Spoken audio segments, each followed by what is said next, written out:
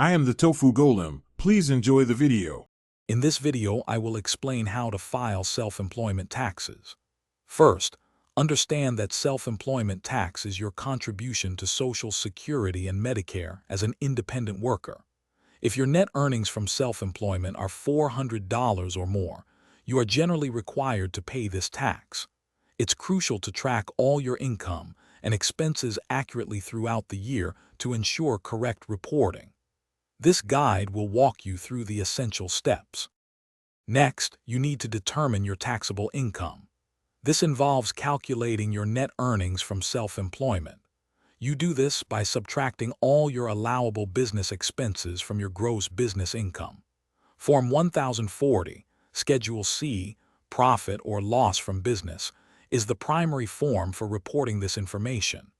Keep meticulous records of all transactions, including receipts and invoices, to support your deductions. Now, let's move to the specific forms. You'll use Schedule SC, Self-Employment Tax, to calculate the actual amount of self-employment tax you owe. This form helps determine your Social Security and Medicare tax liability. Once completed, you will transfer this calculated amount to your main Form 1040. Remember, 1/2 of your self-employment tax is deductible as an adjustment to income. Finally, understand estimated taxes.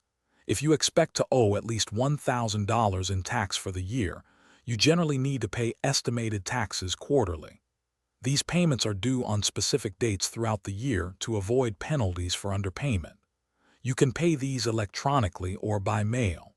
For more helpful resources, and to check out the Owala water bottle mentioned, please see the description below for links and other great deals. Thanks for watching. Consider subscribing if we helped you today.